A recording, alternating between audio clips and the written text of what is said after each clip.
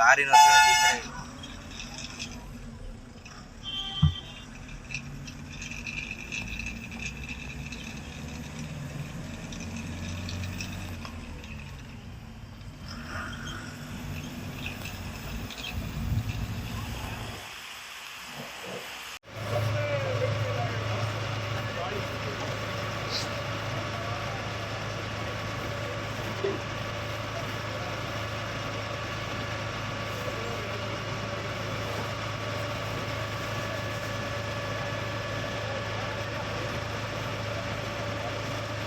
ಹಾಗೆ 9 ಜನರು ಚಿತ್ರದುರ್ಗ ಜಿಲ್ಲಾ ಆಸ್ಪತ್ರೆ ಹಾಗೂ ಹಿರಿಯೂರು ತಾಲೂಕು ಆಸ್ಪತ್ರೆಗೆ ಗಾಯಾಳುಗಳಾಗಿ ಚಿಕಿತ್ಸೆ ಪಡೆಯುತ್ತಿರುವಂಥದ್ದು. ಸ್ಥಳದಲ್ಲಿ ಈಗಾಗಲೇ ಒಂದು ಬಿಗುವಿನ ವಾತಾವರಣ ನಿರ್ಮಾಣವಾಗಿರುವಂಥದ್ದು. ಯಾಕಂತಂದರೆ ಏನು ಬಸ್ಸು ಸಂಪೂರ್ಣವಾಗಿ ಡಿಕ್ಕಿಯಾದ ತಕ್ಷಣವೇ ದಗದಗ ಒತ್ತಿ ಉರಿದ ಪರಿಣಾಮ ಬಸ್ನಲ್ಲಿ ಇದ್ದಂಥ 17 ಜನರು ಸಜೀವ ದಹನವಾಗಿದ್ದಾರೆಂಬ ಪ್ರಾಥಮಿಕ ವರದಿ ಈಗಾಗಲೇ ಪಬ್ಲಿಕ್ ಟಿವಿಗೆ ಲಭ್ಯವಾಗಿದೆ. ಪೊಲೀಸ್ ವರದಿ ಪ್ರಕಾರ ಏನು ಅದರಲ್ಲಿ ಸುಮಾರು 30ಕ್ಕೂ ಅಧಿಕ ಜನ ಪ್ರಯಾಣ ಬೆಳೆಸಿದ್ರು.